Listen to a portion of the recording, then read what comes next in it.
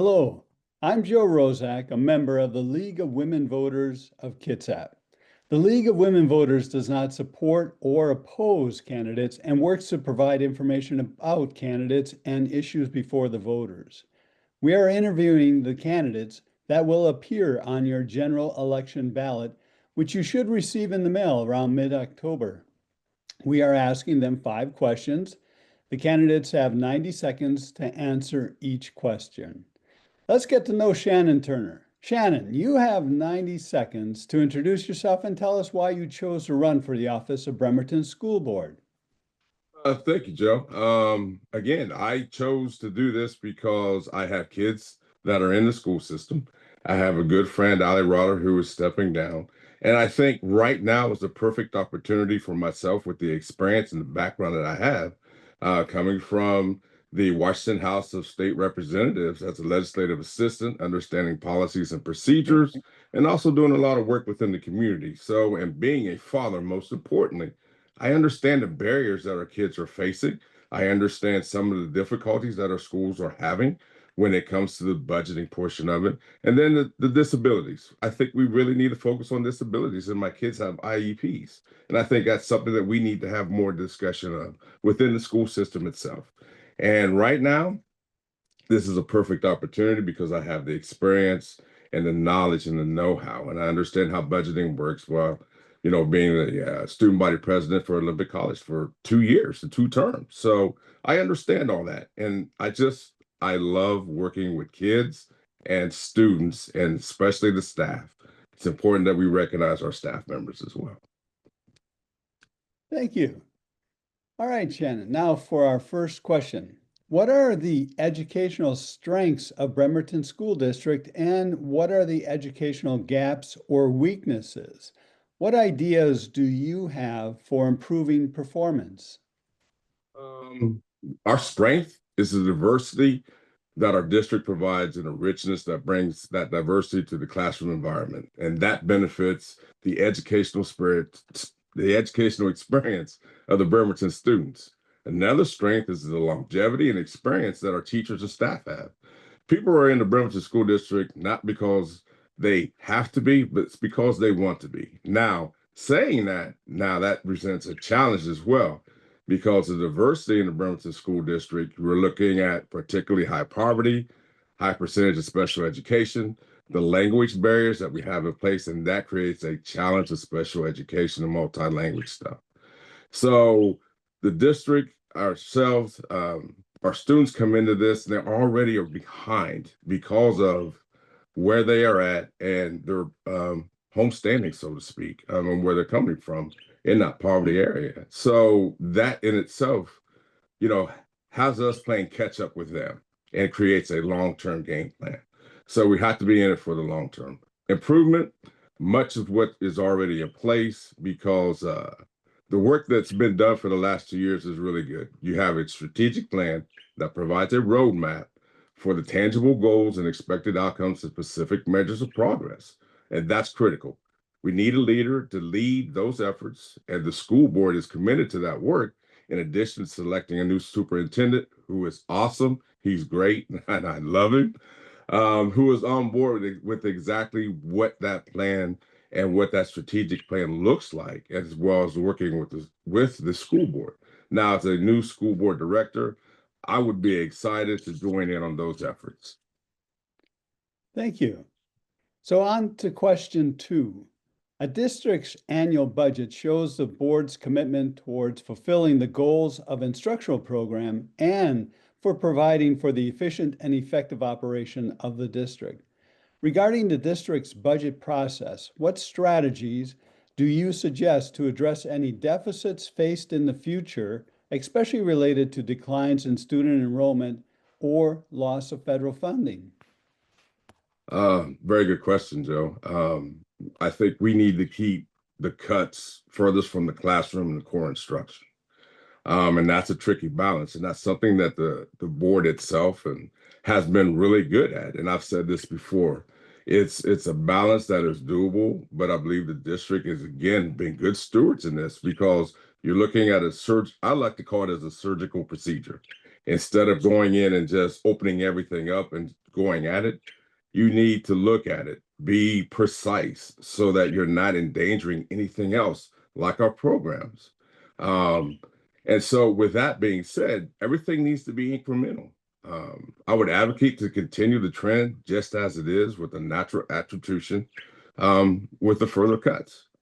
We also need to be innovative in our programming consistency and then look at new ways of educating students and offering a very unique experience. But something that's not only the students, but we have to attract new students from the surrounding area.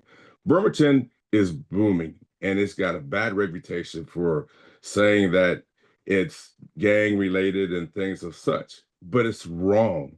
That stereotype is so wrong. Bremerton has a rich, inclusive environment that has the staff and the students working together. I mean, look at how successful our sports programs are. I mean, just by that, the inclusiveness and everything, everybody is on board. And so, with that being said, we need to look at different ways of bringing in new funding. But most importantly, we need to bring in more students, being more and letting our community know that Bremerton is the best place to be in this area, in this district. Because when you look at the history of what Bremerton School District provides, it's enrichment. It is truly enrichment, and the community stands behind that. Thank you. So on to question 3. Against what metrics will you assess district leadership attainment of key goals? How will you know when a program or decision has been successful? That's where your strategic plan comes into place for both of these. I mean, within the plan, there are stated goals, outcomes, and key performance indicators that the board has to monitor over time. And with these baselines already established within the last year, we need to look at how and track and monitor the work and the share that's been out in the community and how things are going. And I think this is where you bring the community in, and the community attends the board meetings and understands the strategic plan that's in place and how it's being monitored and the checkoffs that we have for those outcomes and everything. And that lets us know where we are at and also lets us know what we need to focus on more. And when you have a superintendent that is on board with the school board and is following this strategic plan, then the district itself becomes very successful, which in turn has our staff members and our students being very successful, and our graduation rate goes up. And our graduation rate is for everybody because it's always inclusive. Thank you. So on to question 4. The role of the public school district board of directors is to govern by setting policies and making decisions that shape the education of the students. What are some of the key responsibilities of a school director that support successful governance of a public school system? Yes, that's another great question, Joe, because I tie that in with being student body president at Olympic College, because you have a primary role, and as a school board director, it's to adopt good policy that focuses on students and the learning environment, as well as looking at the budgets that support the students and that learning environment. So that final key responsibility is to make sure that we hire the right superintendent so that that superintendent understands what the board and everything else that's in place along with the strategic plan, and saying that that will in turn lead the district in a way that aligns with the vision and mission of the district. And again, this is where you're putting everything in that's already been put in place, and you're bringing the community in. And I think this is the important transparency of it, is the community needs to understand and be educated itself so that everybody is on the same page, going in the same direction, and understands what's happening and what's going on. I think that's one of the key things that makes our school district very successful. Thank you.